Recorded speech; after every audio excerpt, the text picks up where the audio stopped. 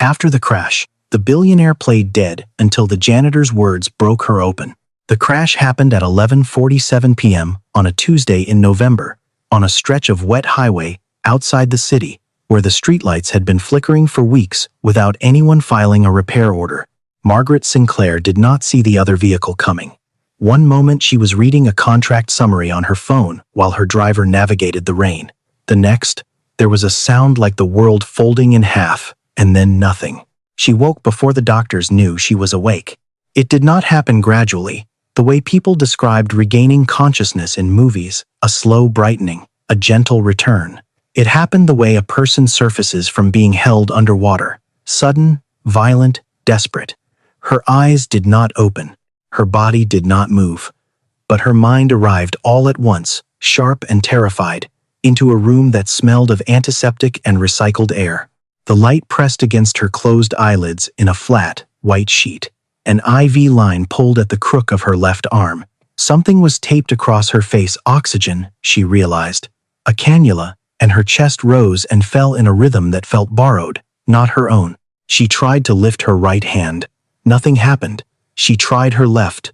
A tremor, barely a tremor, and then stillness. She was trapped inside herself. For approximately 40 seconds, Margaret Sinclair experienced something she had not felt since she was 14 years old, standing outside a two-room apartment with her father's broken furniture stacked on the sidewalk. Pure, unmediated helplessness. Then she heard her brother's voice, and helplessness became something harder. Thomas Sinclair spoke in the careful, modulated tone he used in board meetings when he wanted to sound reasonable while meaning something else entirely. The neurologist says there's no way to predict the timeline. Could be days, could be longer. And the power of attorney? That was Warren Price, the company's senior counsel. Margaret had hired him 9 years ago because he never asked questions he did not already know the answer to. Valid as of this morning. A pause. The sound of fabric shifting, someone sitting down, someone crossing their legs. The emergency voting provisions activate after 72 hours of documented incapacitation. We're already past 40. A nurse came in. Margaret heard the soft squeak of shoes, the efficient sounds of someone checking monitors and adjusting tubing. For a moment, the conversation stopped. Thomas asked the nurse a question about Margaret's pain management, his voice warm with brotherly concern. The nurse answered in brief, professional sentences and left. The door clicked shut. The Whitfield Park file, Warren said. His voice was different now, lower. The performance was over. That's the priority. Thomas's chair scraped slightly against the floor. He was standing up, moving closer. Margaret felt the air near her face change, the faint warmth of another person leaning in. If the audit goes forward with her awake and asking questions, we have a problem. With her like this, we have time. How much time do we need? Enough to move the records and get the asset transfer signed before anyone on the board starts asking why I'm acting without a shareholder vote. A long silence. The accident, Warren said carefully, was fortunate timing. Thomas did not answer immediately. When he spoke, his voice carried something that might have been discomfort, or might have been calculation. It solved more problems than I expected. Margaret lay perfectly still. She had always understood, in the abstract, that people wanted things from her, her money, her connections, her signature on documents that moved the shape of the city. She had understood that Thomas resented her, that he had spent 2 decades being the younger sibling in the shadow of someone who could not stop building. She had never believed he would reach into that shadow and pull something this dark into the light. She made a decision. She did not make it slowly or reluctantly. She made it the way she had made every significant decision in her adult life. Quickly, coldly, and without waiting to feel ready. She would not open her eyes. She would not signal consciousness. She would lie here, in this bed, in this performed stillness, and she would listen to everything. She would collect names and dates and phrases until she had enough to bury them. Margaret Sinclair had built an empire by knowing more than the people across the table from her. She would begin again from a hospital bed. She lost track of time in the way that only sick people and prisoners do, not by hours, but by the rhythms of the ward. Shift changes. Meal trays delivered to the wrong room. The particular quality of silence that settled over the floor after midnight, when the family members had gone home and the building contracted around its own functions. It was in that silence, sometime in the third night, that James Okafor came to clean her room. She heard the door open, the low rumble of a wheeled cart, the specific sound of a mop handle being repositioned. He worked methodically, the way someone works when they have learned to preserve their energy across a long shift. No wasted motion, no humming, just the quiet competence of a person doing a job that most people in the building had stopped seeing. She expected him to finish and leave. He did not. There was a pause near the foot of her bed. She felt his presence, the way you feel someone looking at you from across a room, not threatening, just attentive. Then he pulled a chair slightly closer, not sitting, just resting his hands on the back of it, and he spoke. His voice was low and deliberate, directed at her as though she were awake and capable of answering. "I know who you are," he said. "I've known since they brought you in." He let that sit for a moment. "My wife's name was Della. She died in the stairwell collapse at Whitfield Park, 3 years ago, February. The structural engineers flagged that building for repairs 18 months before it happened. Your company owned it. Your signature was on the deferral order." Margaret did not move. She could feel her own heartbeat in her temples, in the tips of her fingers, in the place behind her sternum where something was trying to collapse inward. "I'm not telling you that to hurt you," James continued. There was no performance in his voice, no cruelty, no satisfaction. "I'm telling you because I used to think about this moment, what I would say if I ever got close enough to say it, what it would feel like." He was quiet for a moment. "It doesn't feel the way I thought it would." She heard him shift his weight. "I used to pray you'd understand what helplessness feels like. I used to think that was justice, that you'd end up somewhere you couldn't control, and you'd finally get it." A pause so long she thought he might have stopped. "Now that you're lying here, I'm ashamed that part of me got what it wanted." He picked up the mop handle. She heard the cart moving toward the door. "Nobody should be left alone in a room like this," he said, almost to himself, "not even someone who made terrible choices." The door opened and closed. Margaret Sinclair lay in the dark and felt something she had not felt in 30 years. The specific, hollowing shame of being seen clearly by someone who had every reason to look away. She did not sleep for the rest of that night. James came back the following night. Margaret had spent the day being examined by doctors who spoke about her in the third person, visited by Thomas, who held her hand and told the attending physician he was devastated and committed to whatever she needed, and processed by a hospital system that had reduced her to a chart number and a set of vitals. She had endured all of it without moving, without signaling, without giving anyone in that room the smallest indication that behind her closed eyes, a mind was running at full capacity and cataloging every word. By the time James's cart came through the door at midnight, she had developed something close to relief at the sound of it. He worked in silence for the first few minutes. She had begun to understand his rhythms, the way he started at the far corner and worked systematically inward, the way he paused at the window before moving to the bedside table, the way his breathing changed slightly when he was about to speak. "My daughter asked about you today," he said, wiping down the monitor stand with a slow, circular motion. "I didn't tell her your name. I just said there was a woman on my floor who was having a hard time." He moved the chair back slightly to reach the floor underneath it. "Cora said I should ask if you needed anything. She's 9. She still thinks asking is something people do for each other." He said it without bitterness, but Margaret heard the weight underneath, the exhaustion of a man who had watched the world repeatedly demonstrate otherwise and had chosen, somehow, not to let that demonstration be the final word. "She sounds like her mother," he added, quietly. "Della was like that, always asking, always paying attention to the person in the room who looked most alone." He was quiet for a moment. "I don't know why I keep talking to you. You can't hear me. Or maybe you can. I don't know how it works. My grandmother used to say, people in hospitals always know more than we think they do. That the body goes quiet, but the person's still listening." He told her something else on that third night. After a long silence, he told her that in the weeks after Della died, he had been ready to pursue every legal avenue available to him. He had walked into a lawyer's office with a folder of photographs and a list of dates. He had been prepared to spend years in courtrooms if that was what it took. Then he had driven home and found his daughter sitting at the kitchen table doing homework, and she had looked up and asked him if he was okay, and she had said it in a voice that was Della's voice, exactly the same cadence, the same tilt of concern, and something in him had shifted completely. He had understood, in that moment, that if he spent the next decade feeding his grief into a machine designed to produce outcomes, he would look up one day and find that his daughter had grown up watching him be consumed. He had decided, not easily and not without cost, that the most important thing he could do was remain present enough for Cora to know who her father actually was. It had not meant letting go of the truth. It had meant deciding what he would carry and what he would set down. Margaret lay in the dark and turned that over carefully, the way you turn over something fragile. The days accumulated. Thomas visited every morning with Warren Price in tow, and Margaret cataloged their conversations the way she used to catalog competitor strategies, without emotion, without reaction, storing everything for later use. She learned that Thomas had already contacted 3 board members. She learned that Warren had drafted documents transferring operational authority pending a neurological assessment. She learned that Dr.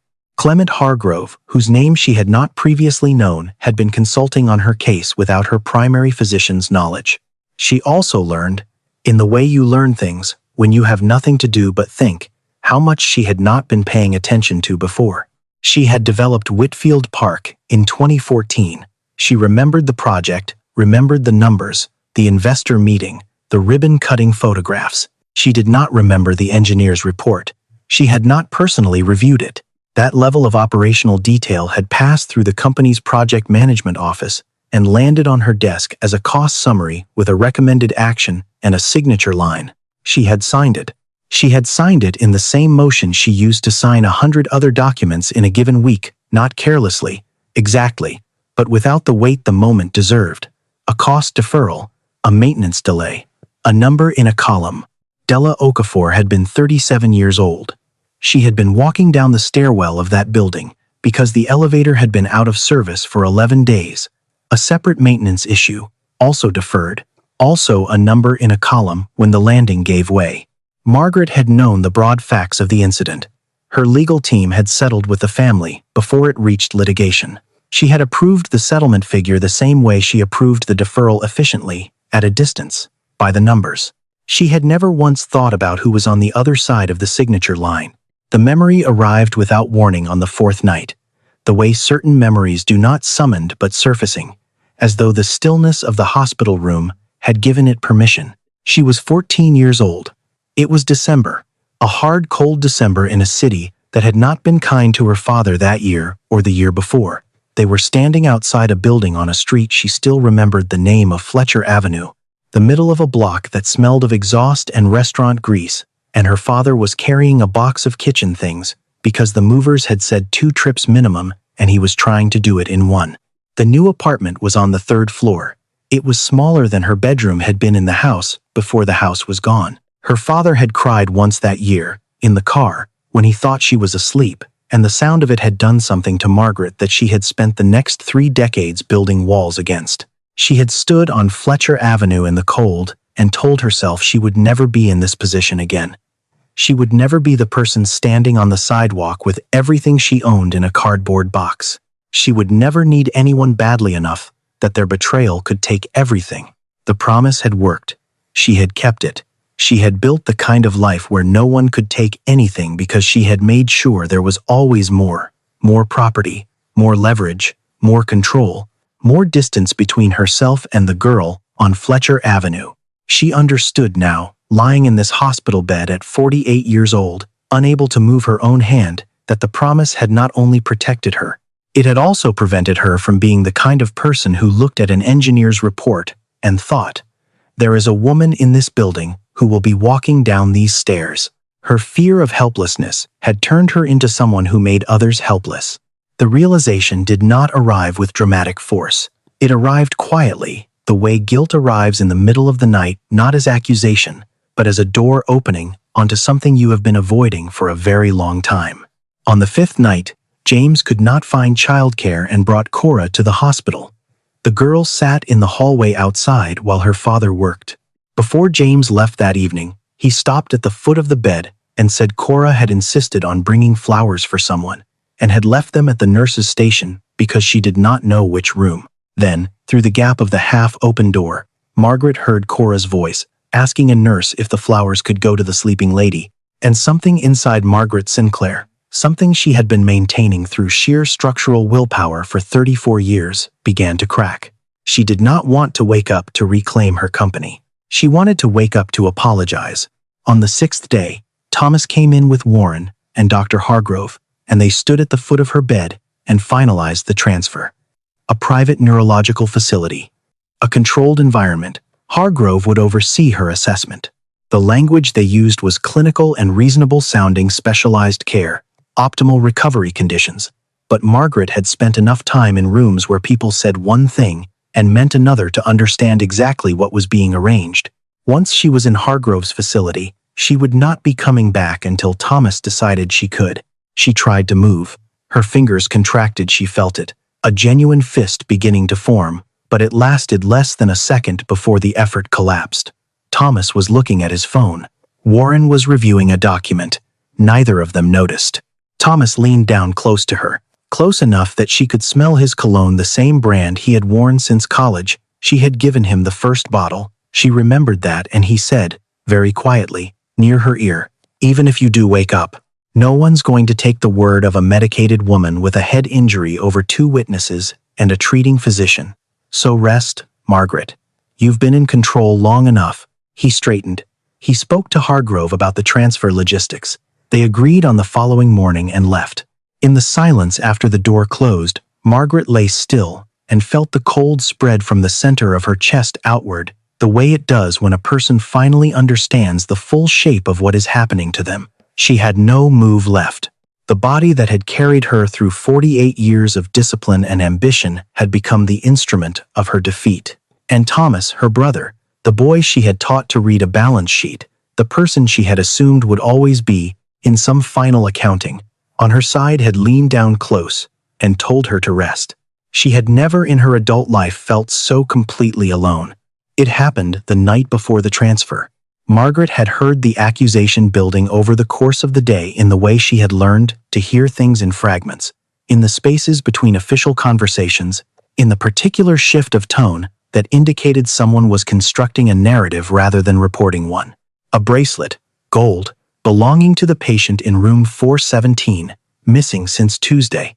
A cleaning staff member had been observed in the room on multiple occasions outside of his assigned schedule. By 9 in the evening, security had been called. She could not see the hallway from her bed, but she could hear it. The voices were low and bureaucratic. At first, the voice of a security officer reading from a protocol, the voice of a floor supervisor explaining procedure, and then James's voice, unhurried and precise, asking what specifically he was being accused of taking. Nobody answered that question directly. That was how it worked. She knew the accusation structured, so that denying it required you to perform guilt just by engaging with it. She heard James say he would like to speak to the charge nurse. She heard the security officer say that would not be necessary right now. She heard, after a pause, the sound of a small voice. Cora had been in the waiting area at the end of the hall. Now she was standing in the hallway outside Margaret's room, and Margaret could hear her breathing change as she understood what was happening to her father. "Daddy," she said. "It's all right," James said, immediately. The steadiness in his voice did not waver, not even by a fraction, not even for a second. "Come here." The sound of footsteps. The sound of a child being gathered in. Margaret heard James crouch down. She could tell by the change in the acoustic quality of his voice, the drop in elevation. He said, quietly, meant for Cora but audible through the half-open door, "Look at me. Are you looking?" Cora said yes. "They're saying, I took something. I didn't. That's the whole truth of it, and the truth doesn't change because somebody says otherwise." He paused. "Don't let their lie become your anger. You understand? Truth walks slower than shame, but it still arrives." "What do we do while we wait?" Cora asked. A silence, short and full. "We go home," James said. "We eat something. You finish your chapter. We let the truth do its own walking." The security officers said they would need James to remain in the building to complete a report. James said, calmly, that he understood. He told Cora to sit back down in the waiting area, that it would only be a little longer, that he was not going anywhere. His voice carried the particular quality of a person who has had to be a reliable object in a child's world for so long that reliability has become structural, not performed, not effortful, simply load-bearing. Margaret lay in her room and felt the last defense give way. She had spent 34 years building a life structured around the principle that strength meant not needing anything from anyone. She had mistaken that for dignity. She had mistaken the absence of vulnerability for the presence of character. James Okafor had just been publicly accused of theft in front of his daughter by people working on behalf of a woman whose decisions had killed his wife, in a building he had been working in all night for wages that would not have covered the catering budget of Margaret's last investor dinner. And he had crouched down and looked his daughter in the eyes and told her the truth was worth waiting for. She had spent her entire adult life afraid of being the person standing on the sidewalk. She had never once considered that the more dangerous thing was to be the person who put someone else there. She pressed her awareness into her right hand. She began to prepare. She spent what remained of that night doing the only thing she had left, gathering herself. The ward quieted by 2 in the morning. The monitors beeped their steady, indifferent rhythms. Somewhere down the hall, a television played at low volume, a late-night program, laughter canned and cheerful and completely disconnected from anything happening in this building. Margaret lay still and took inventory of her body the way a general takes inventory of a depleted army, honestly, without sentiment, looking only at what remained. Her right hand could generate a controlled squeeze if she concentrated. Her left index finger could tap, once, maybe twice, before the signal broke down. Her eyes could open. She had tested this in the small hours of the third night, a single second of light before she pulled them shut again, but the effort left her temples throbbing for an hour afterward. She had one move. She thought about Thomas's face as a child 8 years old, following her around their father's hardware store on Saturday mornings, asking her to explain things she only half understood herself. She thought about the version of him she had turned him into, or allowed him to become, by building something so large that everyone around her had been left in shadow. She did not excuse him. What he had done was its own choice, made by a grown man who had known exactly what he was choosing. But she understood, now, how the people around her had learned to see her as a resource to be managed, a force to be navigated, never quite a person because she had modeled that way of seeing first. She thought about Della Okafor, about a woman she had never met, never thought about, whose name had appeared in a legal settlement file and been processed and filed and forgotten. She thought about a stairwell, about 18 months of warnings sitting in a project management inbox, about the specific cruelty of dying in a building that someone had decided was not worth the cost of fixing. She thought about James, who had come into this room night after night and spoken to her with more basic human decency than most of the people who had known her name for decades. She thought about what it meant that he had done that, and what it cost him to keep doing it, and how entirely she had misunderstood, for most of her life, what strength actually looked like. She began, very carefully, to gather whatever she had left. Thomas arrived at 8:15 in the morning with Warren Price and a transport coordinator from Hargrove's facility, a young woman in a gray blazer carrying a clipboard, speaking with the brisk efficiency of someone accustomed to moving patients who did not have a say in where they were going. Warren reviewed paperwork with the floor administrator at the nurse's station. The transport coordinator spoke with Margaret's attending physician, Dr. Nathan Yee, who was visibly uncomfortable with the transfer but had not been given a clinical basis to object to it. Thomas stood at the window in Margaret's room and looked out at the parking structure with his hands in his pockets. Nurse Sandra Flores was at the station. Margaret had learned her name 3 days ago from a conversation near the door. Sandra, charge nurse, 12 years on this floor, with the particular alertness of someone who had watched enough family members behave badly around incapacitated patients to have developed a finely calibrated sense of when something was wrong. Sandra had been watching Thomas for days. Margaret had heard it in the way Sandra's voice changed when she addressed him, polite, careful, the register of a professional who has noted something and is waiting to understand it better. Thomas moved away from the window. He spoke to the transport coordinator. He checked his watch. Margaret Sinclair gathered everything she had into her right hand and pushed. The plastic cup hit the floor. It was not dramatic. It bounced once, rolled 2 feet, and came to rest against the baseboard. The sound it made was small, a light, hollow knock against linoleum, barely audible over the ambient noise of the ward. But Sandra Flores heard it. She came through the door in 4 seconds, Thomas said, not turning around immediately. It's just a reflex. The neurologist mentioned involuntary motor responses, and then he turned, and he saw that Margaret's eyes were open, not blinking, not unfocused, open, looking directly at Sandra. Thomas moved toward the bed. Margaret. Sandra stepped between them. It was a small movement, instinctive, the bodily expression of a decision made faster than conscious thought. She leaned close to Margaret and said, quietly and clearly, "Mrs. Sinclair, can you hear me?" Margaret held Sandra's gaze and said, with every fragment of muscle control she had left in her throat, the one word she had been saving. Record. Sandra understood immediately, not everything, but enough. She activated the hospital's patient documentation system on the bedside terminal. She told the transport coordinator that the transfer was on hold pending a conscious patient assessment. Dr. Yi, still at the nurse's station, came in immediately, conducted a rapid responsiveness check, and formally documented Margaret as conscious and responsive, making the transfer order void under hospital protocol. Thomas attempted to intervene. Dr. Yi told him, with professional finality, that the patient's status had changed and the conversation was over. Sandra told Thomas, with the particular professional firmness that admits no argument, that she needed him to step outside. Thomas stood at the foot of the bed and said Margaret's name twice, with warmth, with the performance of a concerned sibling, and Margaret kept her eyes on Sandra and did not look at him. "I need to call someone," Sandra said to Margaret. "Is there someone you want here?" Margaret could not manage a name, but she could manage a direction. She moved her eyes toward the door slowly, deliberately, twice. Sandra stepped into the hallway. Margaret heard her speak to someone at the security desk, heard the words the custodial worker from last night, James Okafor. "I believe he's still in the building finishing his shift," and then footsteps moving away down the hall. Thomas came to the side of the bed. He looked down at her without the warmth now. The performance was gone. What was underneath it was not rage. It was something colder, more considered, the face of someone recalculating. "You've been awake," he said. It was not a question.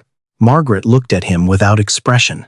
He leaned down, one hand on the bed rail, and for a moment she thought he would say something that would tell her who he had become, the full version of it, the thing underneath the brother she remembered. Instead, he straightened up and walked to the window again, and she understood that he was not going to do anything dramatic, because dramatic was not how Thomas operated. Thomas operated by patience, by process, by waiting for the structure to work in his favor.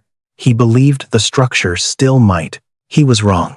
James came into the room, still wearing his work badge and carrying the jacket he had pulled on to leave the building. He stopped in the doorway when he saw Margaret's open eyes, and for a long moment, neither of them moved. She had imagined this moment. In the long hours of the previous nights, she had constructed speeches, explanations, strategic communications. She had drafted, in the privacy of her own paralyzed mind, several versions of what she might say if she could speak. What happened instead was simpler than any of it. James walked to the side of the bed. He looked at her not with forgiveness, not with accusation, not with the careful neutrality of a man managing his own emotions. He looked at her the way you look at someone when you have said the true thing out loud and are now finding out whether it landed. Margaret held his gaze. Her eyes were filling. She had not cried in this room, had not permitted herself to, had treated her emotions as operational liabilities for the entire duration of her confinement, and she could not stop it now. She did not look away. The room was very quiet. The monitors beeped. Somewhere in the hallway a door opened and closed. The whole ordinary machinery of the ward continued without adjustment, indifferent to the fact that two people were standing in a small room with the full weight of 3 years and a collapsed stairwell and a dead woman and a little girl who still asked about her mother, all of it present, all of it real, none of it resolvable by anything said in the next 5 minutes. James placed his hand on the bed rail, not on her hand, on the rail, a boundary maintained, a distance acknowledged. He nodded once. It was not forgiveness. It was not absolution. It was the recognition of two people who had been on opposite sides of a terrible thing, finally occupying the same room without pretending the terrible thing had not happened. It was, Margaret would think later, more than she had any right to receive. Together, James, Sandra, and Margaret, communicating through eye movements, blinks, and hand pressure, identified Thomas, Warren Price, Dr. Hargrove, and the location of the sealed Whitfield Park records. By the time Thomas's attorney arrived at the hospital, two detectives from the Financial Crimes Unit were already in the administrator's office. The recovery took 4 months. Margaret did not rush it. This was, for her, genuinely unprecedented. She had never before allowed a process to move at its own pace when she had the option to accelerate it. But she found, in those 4 months, that her body had developed opinions she was no longer able to simply override, and that there was something almost clarifying about having no choice but to proceed slowly. Thomas's arraignment was covered by 3 local news stations and picked up by 2 national outlets. Margaret watched the footage once and did not watch it again. She felt no satisfaction.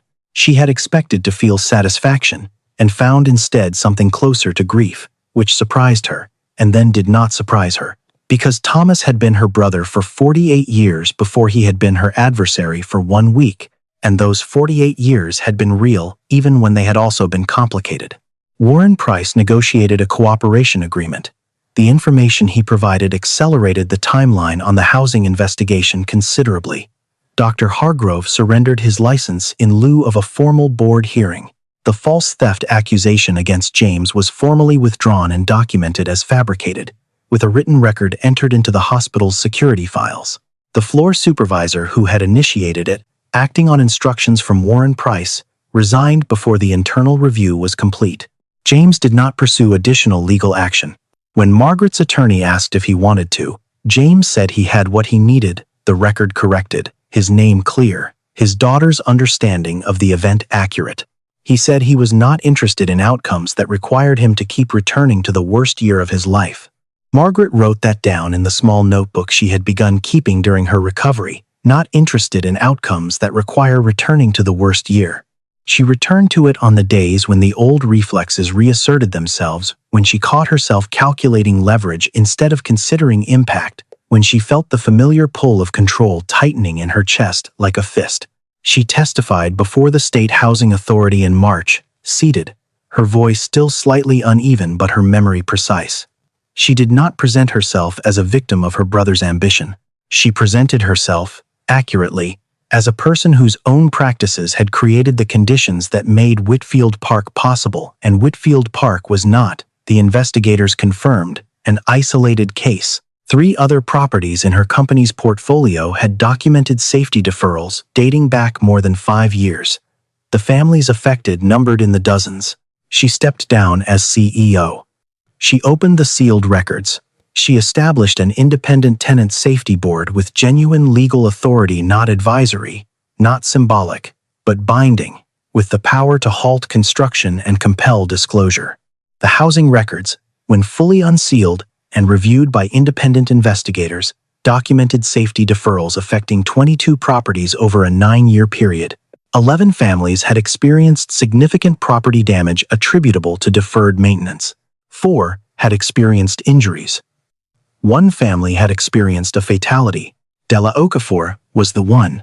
The compensation process was administered by an independent trustee with no affiliation to Margaret's company. Margaret did not insert herself into it, did not attach her name to the payments, did not hold a press conference about the fund's establishment. Her attorney advised that visibility would be strategically useful. Margaret said she was not interested in visibility. She was interested in the money reaching the people it was owed to, quickly and without conditions. She asked James to serve on the tenant safety board. He was in the hallway outside her attorney's office when she made the request in person, the first time they had spoken face-to-face since the hospital. She had prepared for the conversation carefully. She had anticipated his objections, identified the points where she could be most honest. James let her finish. Then he said, "I won't be used to clean your conscience. I mean that respectfully, and I mean it completely." Margaret said, "I know. I'm asking you because the board needs someone whose first instinct when he enters a room is to ask whether the person in it is being treated with basic dignity. I've met one person in the last year who does that automatically. It's you." James was quiet for a moment. "I'll think about it," he said. He did not say yes. He did not say no.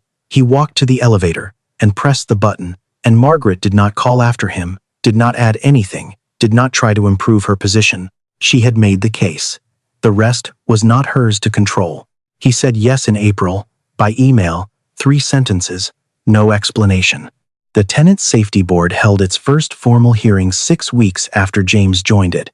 The hearing concerned a proposed residential development in the eastern part of the city, a project from a different developer entirely, no connection to Margaret's company. The board reviewed the structural assessments, flagged 2 maintenance protocol gaps in the proposed management agreement, and required revisions before approving occupancy. It was, in the context of everything that had happened, a very ordinary piece of administrative work. Margaret read the hearing summary on a Tuesday morning and felt the specific, quiet satisfaction of a system doing what it was designed to do, not dramatically, not in a way that anyone would cover or photograph or applaud, just correctly and on time, and for the benefit of people who needed it. She had built a great many things in her life. She was not sure she had ever built anything she was more relieved to see working. The community meeting was held on a Thursday evening in the ground floor common room of the rebuilt Whitfield Park. New stairwells, new elevators, new structural reinforcements that had been inspected by 3 independent engineers and certified by 2 city departments. The walls were painted a pale yellow that someone had clearly chosen with care. Children's drawings were taped along one side, a school project about what home meant. Margaret arrived 10 minutes before it started and sat in the last row. She did not announce herself. Several people recognized her and looked at her with expressions ranging from cautious acknowledgement to open suspicion, and she met each look without flinching and without performing humility. She was there because she needed to be there, not because being seen there would help her. James spoke for 20 minutes. He talked about the building, about the process of reconstruction, about what the Tenant Safety Board had accomplished in its first 6 weeks of operation and what it still needed to do. He talked about his wife briefly, carefully in the context of why the work mattered. His voice did not break. His hands were steady on the edge of the podium. He did not look at Margaret. She was glad of it. She did not need him to acknowledge her. She needed to hear, in a public room, what accountable language sounded like when it came from someone who had earned the right to use it, so she could understand the distance between where she was and where she still needed to go. After the meeting, people gathered in small groups. Someone had brought food. A woman who had lived in the building for 11 years was crying quietly in the corner, while a younger woman held her hand, and nobody was making them stop. Cora found Margaret near the back wall. She was taller than Margaret had imagined from the sound of her voice. She looked at Margaret with the direct, assessing gaze of a child who has learned early to take accurate measurements of people. "Are you better now?" she asked. Margaret thought about saying yes. It would have been the kind answer, the easy answer, the answer that closed the conversation tidily and sent this child back to her father without complication. She said, "I'm trying to become someone who does less harm than she used to." Cora considered this for a moment, with the seriousness it deserved. "My dad says, that's how you know if it's real," she said. "If the person keeps doing it after everyone stops watching." "Your dad is right," Margaret said. James appeared at Cora's shoulder. He looked at his daughter first, then at Margaret. The look he gave her was not warm, and it was not cold. It was the look of a man who had decided to be in the same room with someone difficult and was doing it without pretending it was easy. "Thank you for coming," he said. Formal, measured, genuine. "Thank you for letting me," Margaret said. Cora tugged James's sleeve and asked if they could have some of the food before it was gone, and James said yes, and they moved toward the table, and Margaret watched them go. She stayed until the room had mostly emptied. She helped stack chairs because someone asked if anyone could help stack chairs, and she was standing right there. She drove herself home in a car she was only recently licensed to drive again after the accident, taking the long route without really intending to, passing through parts of the city she did not usually pass through, older neighborhoods, buildings she recognized from her company's files. Lives stacked behind windows she had always looked at as square footage. She did not make any promises to herself on that drive. She had learned what her promises were worth and what they cost. She only drove, and looked, and kept going.